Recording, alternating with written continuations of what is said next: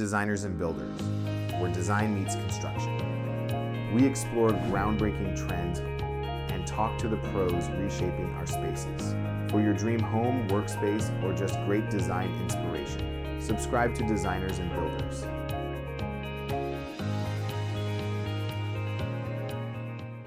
Hello, and welcome to today's brand new episode of Designers and Builders.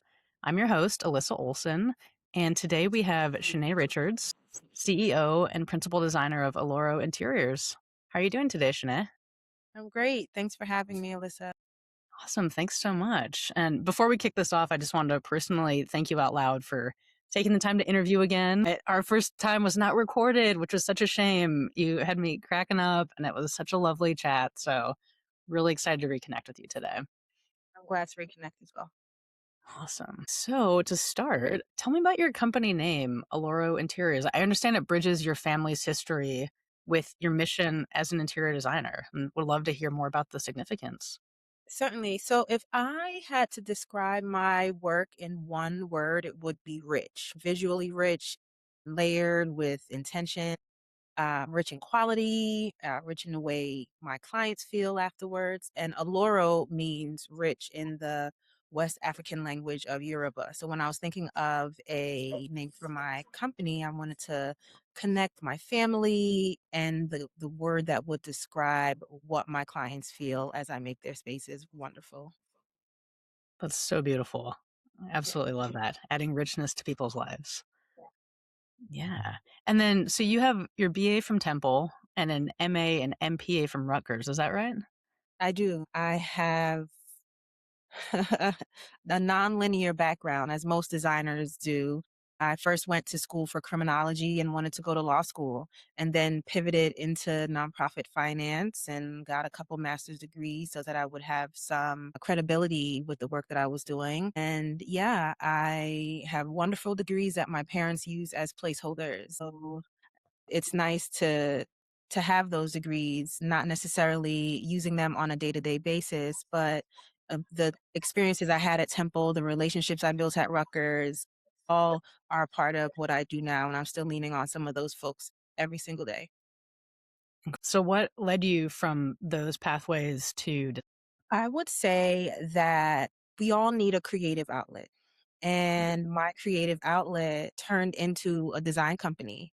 And it wasn't necessarily where I would have thought I would have been 20 years ago. I wouldn't have thought design would be my path. But sometimes your path is different from what you expect, and that's okay. And so what I started doing was designing places for myself and my friends. And I had a pal of mine ask me to curate an art space that he was using. And so the first place I designed was actually an art gallery.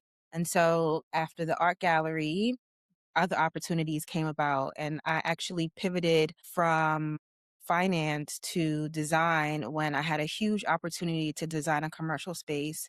And I realized that this could be a good path for me. That's incredible. And were those spaces, I know you're in Philly now, were those also in Philly?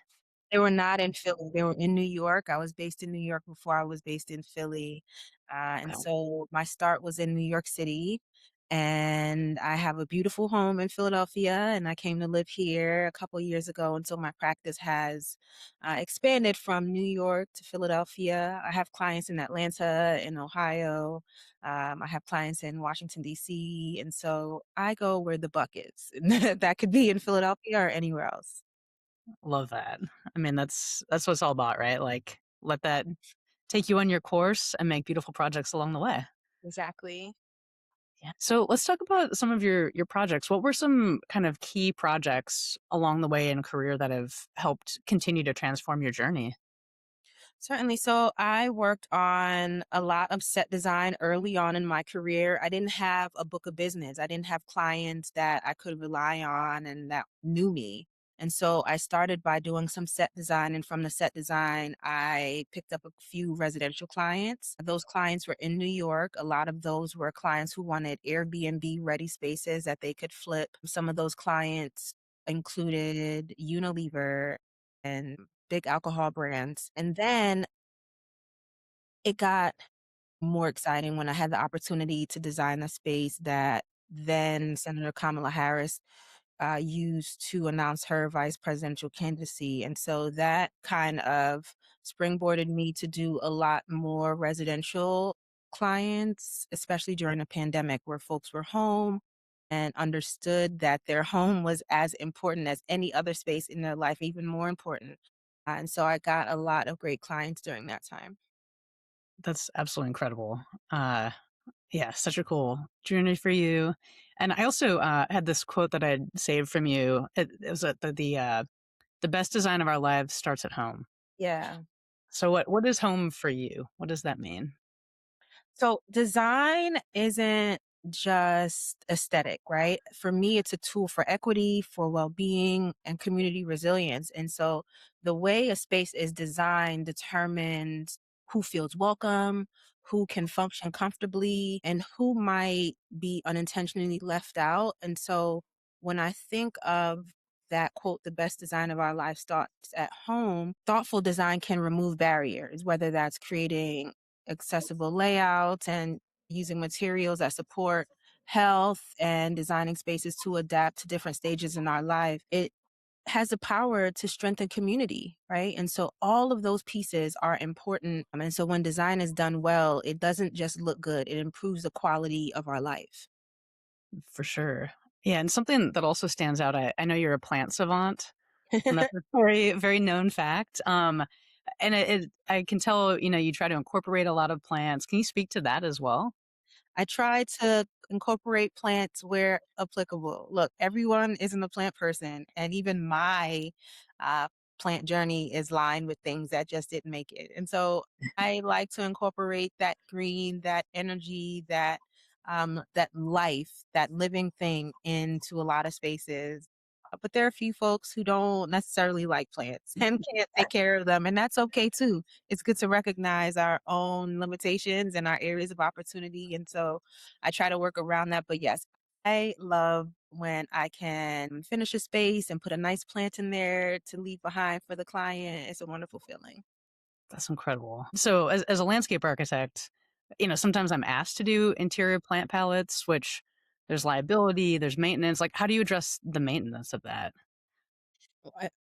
I address it by giving almost everyone a snake plant or some kind of variation that is hardy Okay. or yucca that can make it in almost every environment. I have one behind me that actually made it through a really brutal winter here in the Northeast. And so I try to give plants to folks depending on whether or not they can take care of it and how hands-on they'll be. Not everyone can manage a fiddle leaf fig, but mostly everyone can manage a snake plant. There are a few exceptions. Yeah, there always are, for sure. Yeah, and your response last time I had asked you that cracked me up. You're like, "I pray." Yeah, and that's really the truth because plants have a mind of their own at times. You can try your best, put it in the best light, give it fertilizer, give it rainwater, give it the best, and then you can come in and all the leaves have fallen. And there are times like that, and there's nothing you can do about it. Yeah, it's like any relationship, right? Like you can do your best and it might not always work out. And Exactly. it is what it is. Yeah, and I could talk for hours about telepathy and plants and all these things, but Yeah. And they do speak to each other. I have plants that grow larger when they're next to each other. Isn't that crazy? it is crazy. Yeah. Also not too different from people. So, Exactly. yeah, very cool. Yeah, so I think another I have all these quotes sprinkled from you which like are just so inspiring to me, but another one you had said is it's important in life to see what you can become. Yeah. And do you feel like in the design path, like do you feel like that you had like seeds of that in your own mind at any point in life or do you feel like it really just organically evolved to be like that for you? I think it's a bit of both. It's nature and nurture. I definitely have folks who pour into me no matter what stage I am in my career, and that's important. But I do believe that there's something in us all, something innate in us all that we are supposed to be doing. And it may not be one thing. I am a designer, but I'm also good at nonprofit finance. I also am great at development and advancing organizations. you can be good at many things sometimes. And focusing on one or two may be important to ensure that the lights stay on. But it's important to really, really think about what you want to do and have folks around you that can ground you and that can be honest with you, and that you can lean on, folks that can prop you up on your leaning side when need be. Yeah, and what does that look like for you? Do you have like a small group of, is it like friends, family? I wouldn't call it small, but I do have a group of folks who have known me for many years, folks that I've just met recently in life who have impacted the way I work, who I work with. They have a great, great support system. And these are seasoned individuals who have given me keys to life that I probably wouldn't have had at this age because of their experience. I have folks in that are younger than me that keep me youthful, right? I have siblings that are younger than me that ensure that I know what some of the lingo is. I can keep up to date. I'm just grateful I have people around me that care what I'm doing, that support what it is that I'm doing. Last year, early last year, some of my work debuted in an art gallery, some of my art pieces, and I have folks that flew in from Boston, folks that came from New York, and Columbia, South Carolina, and West Palm Beach, Florida, just for the afternoon. And seeing those folks come from so far is important to me, but also seeing the folks that are right here around me, my neighbors, who are men in their golden age that want to be around the things that I do. I'm just so grateful. For sure. Yeah. And what were your art pieces? So during the pandemic, I started painting a bit more. I painted some before that, but that was only to, I would say, accessorize residential spaces at the end of a project when I needed to do a photo shoot. Clients don't always have art collections that are magazine ready, right? And Right. so I would paint for opportunities. But then during the pandemic, I really leaned into that. And so my pieces are oil on canvas, they're abstract, and I'm essentially painting aerial versions of all the communities I've lived in my entire life. And so I had my work in an art gallery in Chestnut Hill, Philadelphia, and that was really, really awesome. That's incredible. That's Yeah. super cool. Yeah. So, yeah, what does community look like for you? Like, how else are you involved? Certainly. So I try to make design accessible beyond my client base.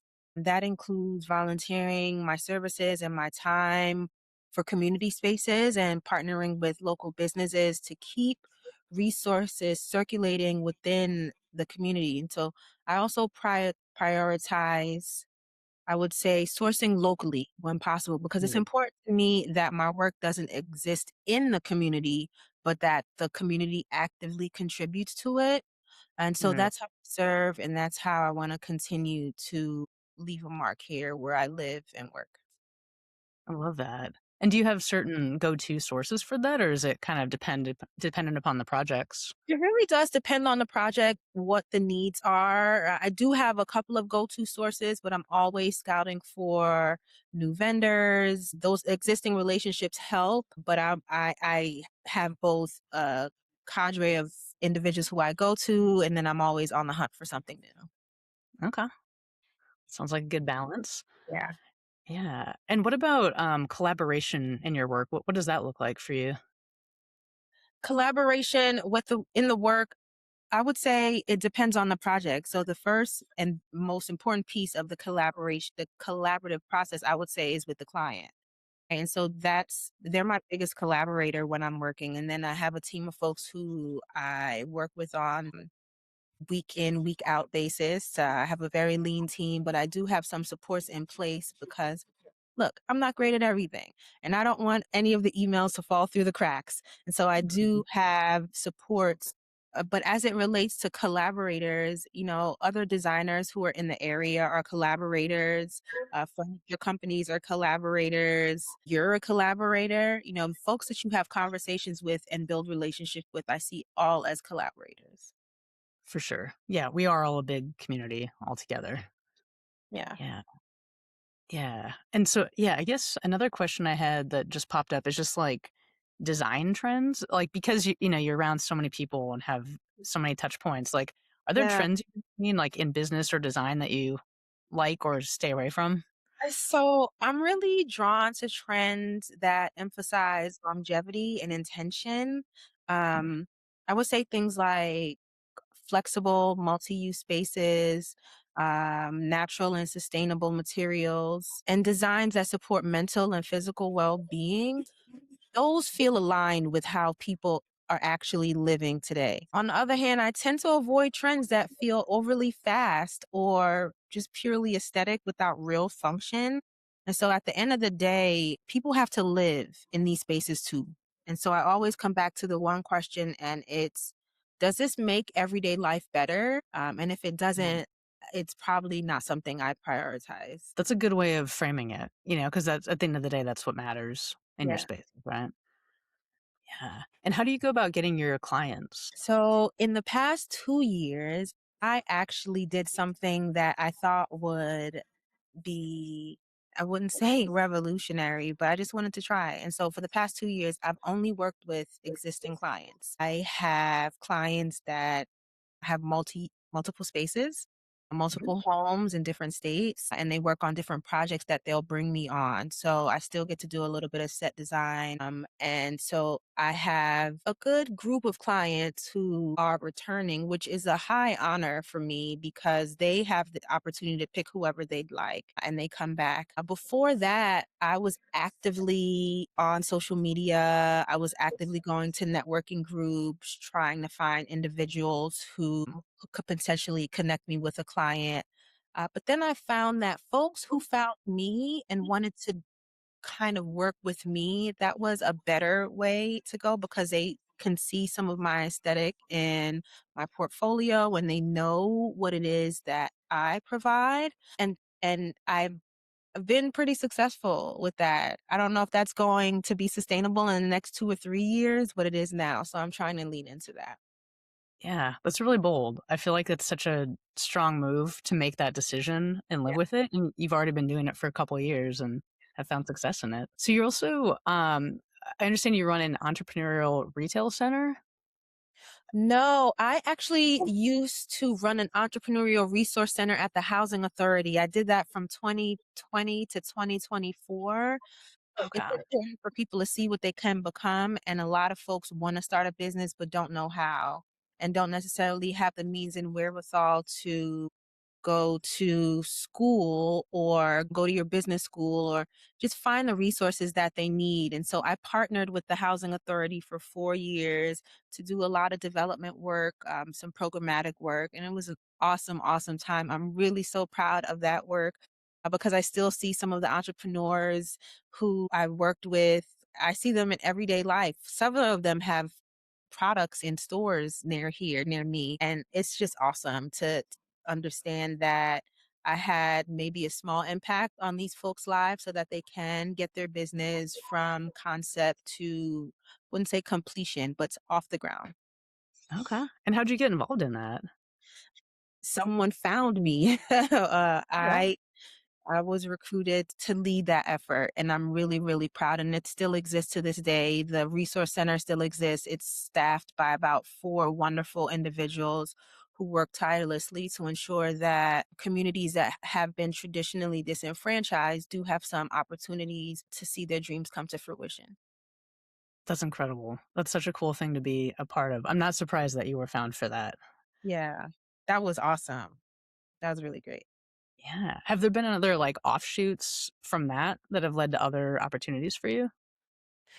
Over the past 2 years, I've done more consulting than I ever did before with nonprofit organizations to help them, think about their development work and their back end infrastructure and how they're showing up in the world. I wouldn't necessarily say it has brought a whole lot of opportunities, but I'm satisfied with what it has brought me. It's a wonderful feeling to know that the design work that I did inspired others to build their companies and kind of elevate themselves, believe in themselves more so that they can work on projects that they never thought they would. Yeah, for sure. I Yeah. feel like, yeah, it's such a rare gift to be able to help people in that capacity. And I Yeah. feel like more often than not, you're just kind of on your own trying to figure it out. Yeah. And the truth is, there are people that help me. They're people that leaned into me and gave me tools that I wouldn't necessarily had have encountered in my own everyday life. They're folks that gave me cheat codes, in this game called life. And that feels great to be able to give someone else some of those same cheat codes. For sure. Yeah. Give a penny, take a penny in Yeah. all the best ways. Yeah. Are there other things that you're involved in right now outside of your typical day to day? Oh, Alyssa, there are plenty of things I'm involved in. I can't even begin to tell you. What I will say though is that design is a big part of what it is that drives me.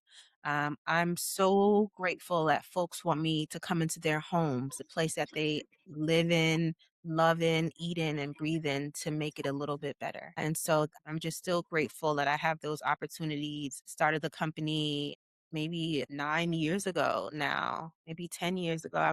Don't even know what year we're in. Alyssa, I'm getting old. But it feels good that people trust me in their most sacred space. And I'm so honored to be able to continue to do this work. For sure. I mean, you're the person for it, and that's such a special relation. Like it's relationships, right? Like with the Yeah. clients, like you have to build that foundation of trust over time, and you've established that. So I guess is there anything that you find lacking or you're struggling with right now in your business? Can we talk about the disruptions? So, design is being disrupted in a really tangible way right now. And a lot of it ties back to global supply chains. One of the biggest pressure points that I feel is the crisis around the Strait of Hormuz, which is a critical shipping route. And I don't think folks realize that. Maybe a fifth of the world's energy and oil supply come through that strait.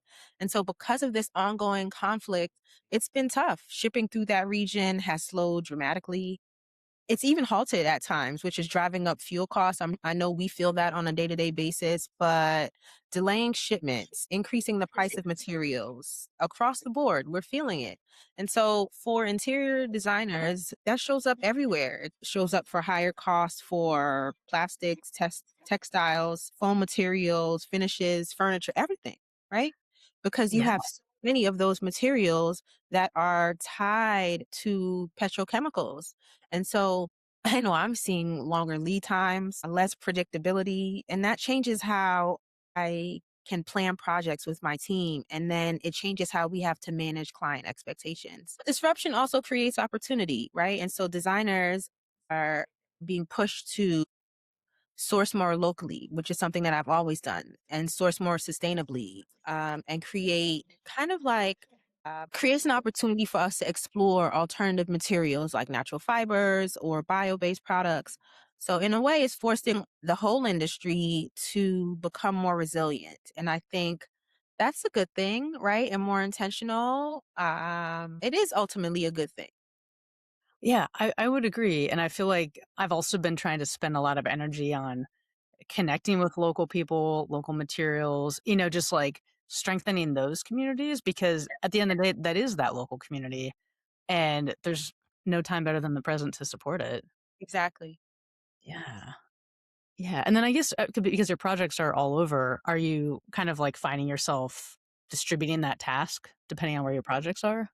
Oh, absolutely. And so I have really, really strong admin and back office folks who can make those calls and have relationships with a lot of the vendors so that the vendors can be honest with us and tell us the real deal on when we can expect something. Managing expectations across the board for ourselves and for clients, that's huge.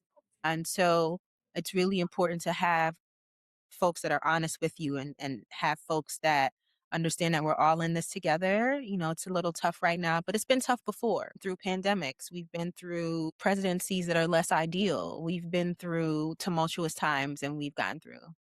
For sure. Yeah. The deep resilience that just keeps compounding over time for all of us. Yeah. Yeah. And do you feel like your clients are equally receptive to that? Like it's all good on that front? Think they're understanding because they're feeling it as well. They are feeling it on a day to day basis with gas prices, with food costs. And a lot of the folks that I work with are journalists. And so they understand some of these pain points themselves because they're dealing with it in their own work. Yeah. And are there particular things like furnishings or textiles that you like are kind of like go-tos, or you more often than not try to incorporate them that you're struggling with right now? I wouldn't say they're things that I'm struggling with more than shipping delays, right? I Okay. wouldn't necessarily say it's a certain product. It's just the delays across the board have been challenging. And then, of course, the rising fuel prices that affects everything. Yeah, that's a really that's a tough one. It's like in our roles in life, it's like what more can we do aside from be patient and, Like our patient, that's it. yeah, That's all we can. spend a little less money on other things and make it work. Yeah, for sure. Yeah. Yeah. And what about AI? Is that folded into your process? In our calendar processing and our billing process, AI is folded in. I'm still an analog girl. And so I still hand draw and I do a lot of analog girl things. And so it's important to recognize the importance and I don't know, look, AI tools are here to stay. I just don't use all of them. Yeah, that's okay. Do you feel optimistic about it in the future? I see that it has benefits and I know that it will continue to evolve in the future. And so I certainly want to see where it goes. But there's certain tools that you just can't automate. You can't automate client interaction. There's certain things that you just can't use AI for. And I know we want to lean on it and I get it. It will make life easier. I get it. But certain things for me are relationship driven and there isn't necessarily a tool for that but yourself. And so you have to use that. Yeah, for sure. And I feel like a lot of people in the design community feel like they might not have a job in the coming years, but I would agree with you. Like there's certain things that you just can't replace with Yeah, computers and robots and things. you can for sure. You know, Yeah. a robot may be able to pick a paint color, but it may not be warm enough or cool enough for the room because of where your home is positioned and how the sun shines into your foyer at 1 o'clock in the afternoon. AI may not be able to do that just yet, right? AI may not recognize that you had a color in mind that you never ever want to use because you experienced it in the hospital when you were a young person. AI won't be able to kind of tease those things out of folks. And so the personal aspect will always be important in our work. For sure. Yeah, it's so interesting you bring that up. I was working on a project for some women who were wrongfully imprisoned from their abusive husbands and all these things, but it was just interesting how colors during that time in their lives were so triggering to them. And as designers, we were not incorporating those into the spaces at all. Like, Right. I'm just curious with your clients, is that something that you try to like tease out in the beginning, just like the strong yeses and the strong nos? Oh, absolutely. So we have a very thorough survey that we send to folks and then we go through with them and then we actually have internal conversations about further questions that we'll have to tease out because of the survey. Survey is really comprehensive. I'm really shocked that folks want to stay with us after that survey, but you only have to complete it once. So you would be surprised at things that affect how folks see color or see material based on their background, based on experiences in their childhood. And so those are important things that, again, Claude won't be able to tell you. Yeah, exactly. Yeah. Like, yeah, interesting. Yeah, are there any projects you're working on right now that you're particularly excited about? I have to talk about my favorite project that I always work on, and it Oh, get in line with the best design of my life starts at home. I'm working on my own home, refreshing the dining room and the what do I call it now? Primary bedroom. We've stopped using that word master. Primary bedroom. And I just ordered some custom wallpaper for my own home, which I always get excited about because this home has grown with me over the past 20 years and I'm really, really excited. It's always my favorite. I do have a project in Ohio, and I have two projects in Brooklyn and one in the Bronx that I'm working on right now, all residential. I'm really, really thrilled. Um, Working with these return clients, 3 separate clients, 4 projects that I have active right now. very cool. Yeah. And how often are you bouncing between these places? I'm in New York every other week at this point, Okay. but that's okay with me. My family's there, and I get to see my siblings and my parents, and that's always a treat. Okay, that's nice. Yeah. And then your projects at home, are you the one doing the work? Or are you hiring that out? I'm not doing I can oversee the work, but I'm not doing the work. And it's not work that I can't do. I want to say that I've hung wallpaper before, but I'm also not a wallpaper pro. If I need to hang wallpaper, I can. If it's we have to, we don't have to in this case. So we hire the pros to do things like that. There's some electrical work that has to happen. Yes, I can change a light switch, but I won't. So Yeah. I believe in hiring folks with the expertise so that it's done right the first time. Yeah, I agree. I mean, there's a reason why we all specialize in what we specialize in. So we might as well, you know, call on the right people. That is so true. But I don't mind doing it. I remember during the pandemic, I was hesitant on letting folks in our home and I wouldn't have electrician come in. I wouldn't have electricians come in and I had to change several sconces that are still here and they're still standing. So I guess that means I did a great job, but one's not flush against the wall. I bet if I had a pro come in that it would have been, I can still see a tiny gap, Uh, but I know that if I had a pro come in, it wouldn't look like that. I have some wallpaper in my dining room that I installed myself during the pandemic. I can see two seams. And I know that if I had a pro come in, it would be less likely that I'd had those seams. I can do things, but I always want to make sure that we lean on pros because they know the best ways to do things. That's exactly what you mentioned. That's why we specialize in different areas. That's why I'm not a landscape architect, right? That's your area of expertise. That's your lane. Now, can I do it? I'm sure I can pick out some things to put in someone's yard. Yes, but will it have had the same effect as if Alyssa did it? Probably not. yeah, and same with interiors.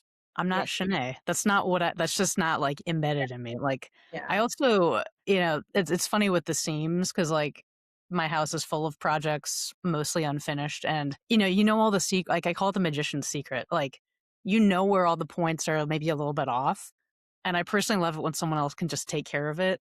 And even if something's off, I'm probably not gonna. Well, actually, I probably will notice it, but you know, it's not gonna it's not gonna hit quite as hard. Exactly. Yeah. No, that's awesome though. And I feel like it's probably hard for your portfolio of work to show those like really sacred spaces in people's homes, right? And so I don't. I choose Yeah. not to publicize a lot of my clients' work because this is where they live and love and breathe. And so my portfolio isn't filled with the latest and greatest of what I've done. It's just not. You may or may not hear two of my neighbors are mowing their lawns right now, which is Yeah. wow, because I haven't seen these folks in years. What this the day they decide when I'm recording. That's so awesome. But yeah, you won't see the latest and greatest because our homes are sacred. We spend so much time here, and I don't necessarily want my clients' homes plastered everywhere on the internet for public consumption. There are areas of my own home that I don't share. I share a lot of, but there's certain areas I won't even touch that's never seen the light of social media day because I don't believe that everything is for public consumption. I'm not for public consumption. You may not see a lot of pictures of me around, and there's certain things that are sacred. Yeah, for sure. Yeah. And I also feel like in my work too, so many projects, especially with tech clients, are all under NDA. And so if I'm showing someone my portfolio, I'm like, it's pretty incomplete. Like I can talk about it and all that, but yeah, there's a certain level of just keeping that privacy and And having clients that understand you. me having returning clients works because they know what I've done. They know what I'm capable of. We've done this before. And so they know what their space looked like the last time. Is there like you have a lot of experience in more than just design and business, criminology, all your backgrounds. Like what advice would you have to others or to a younger version of Shanae?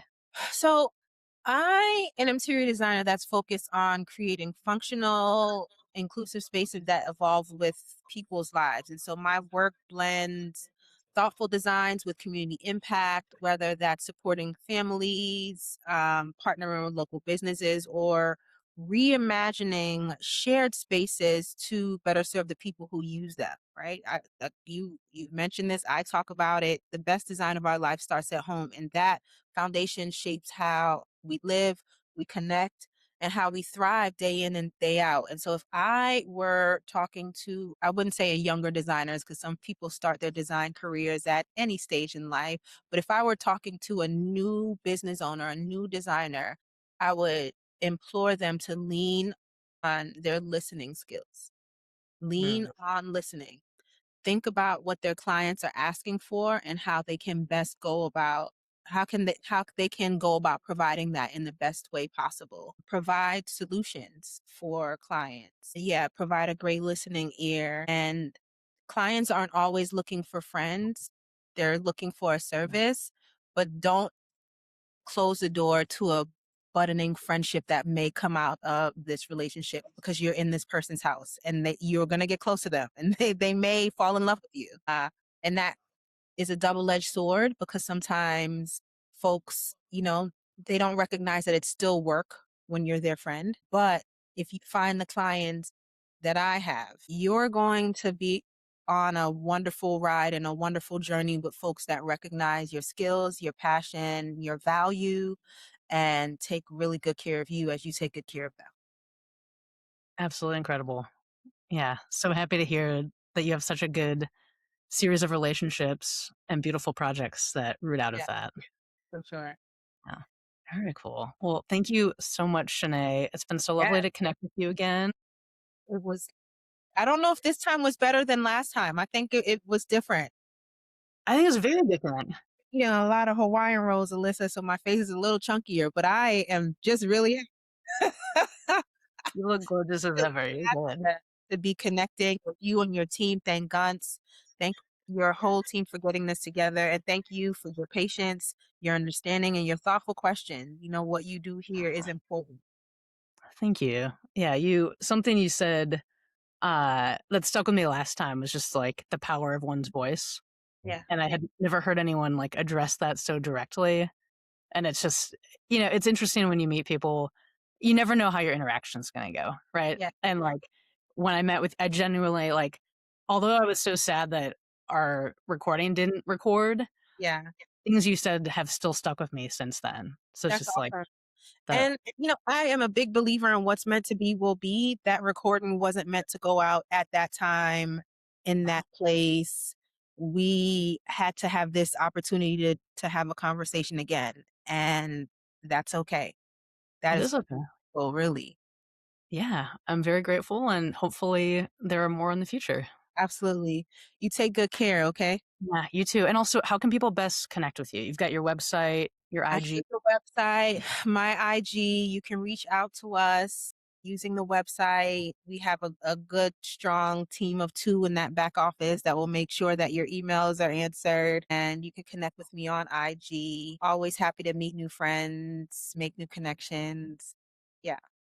All right, sounds great. And I'll hit you up when I'm in Philly and or New York. Please do. Please do. Yeah, Talk to you soon. sounds good. Thanks, Shanae. Take care.